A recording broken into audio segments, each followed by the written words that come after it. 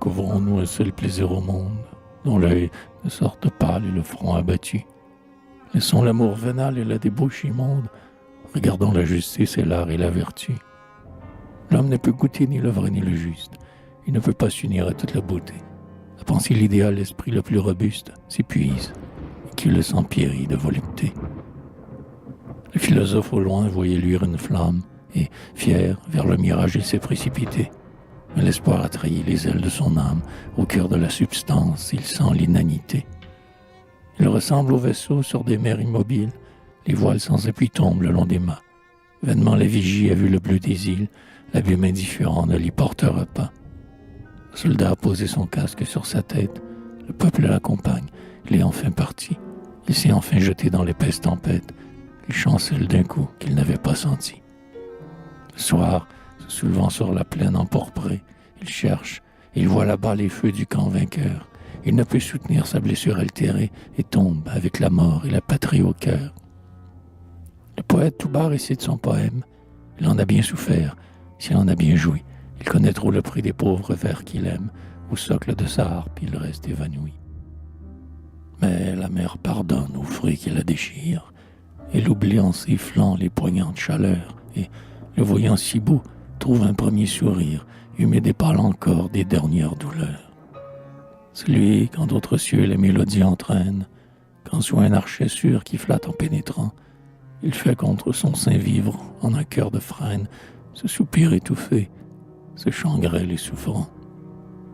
Quand, de ce même archet, délicat tout à l'heure, fouettant soudain la corde à ses fougueux appels, il la fait sangloter comme un enfant qui pleure, et, folle, crier grâce à des baisers cruels.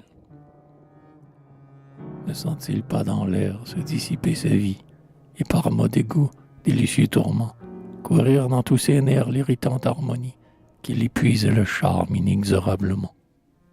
Le sculpteur, fasciné par le limon qu'il creuse, travaille seul, debout, comme étonné, sans voix. Son œil fixe et profond, sa main ferme et fiévreuse, se porte de concert sur tout l'œuvre à la fois. Car elle est là, Vénus, elle est là, toute nue. Elle dort dans la terre, il va la réveiller. Il ne l'invente pas, mais il l'a reconnue, et son pouce ne fait que la déshabiller. Au moment où Vénus, comprenant qu'on l'appelle, du bloc indifférent sous les doigts curieux, sort sa divine épaule et sa tête immortelle et cherche le sourire et le salut des dieux.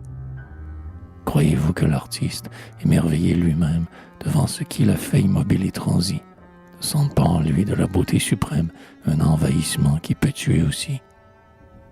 L'architecte hardi, père des propylées, emporte la figure le poids sous son front, et les pierres de main, nobles et calculées, d'un vol sublime et sûr pour le ciel partiront. L'enceinte monte, enfin sur les hautes colonnes, tranquille et patient, il assoit le fronton. Comme aux têtes des rois, Dieu pose les couronnes, et sa grande âme unit Archimède à Platon. Le peuple alors se presse autour du nouveau temple, il rend hommage à l'homme, à la muse, au compas, et l'artiste orgueilleux dans le ciel se contemple, car c'est lui que la foule admire de si bas. Auprès des grands piliers, accoudé sur la base, il lève ses regards vers les vastes plafonds. Toute sa vanité s'abîme dans l'extase. Il pleure. Il peut mourir de ses plaisirs profonds. Oui, l'homme qui, serrant sa pensée avec force, la jette chaude encore dans un monde du beau. Celui-là dépérit, et son humaine écorce se crispe et se consume au toucher du flambeau. Arbitre de nos cœurs, de quel droit, à quel signe distinguez-vous la honte au front des voluptés? Laquelle est généreuse et laquelle est indigne, quand le même infini séduit les volontés?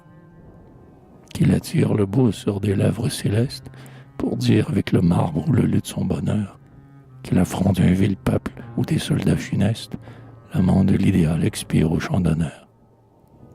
Mais, si par aventure il fallait que je fisse, dans ces mortels plaisirs le plus généreux choix, je me voudrais sentir l'amour du sacrifice, les dévouements sont beaux et bénis à la fois.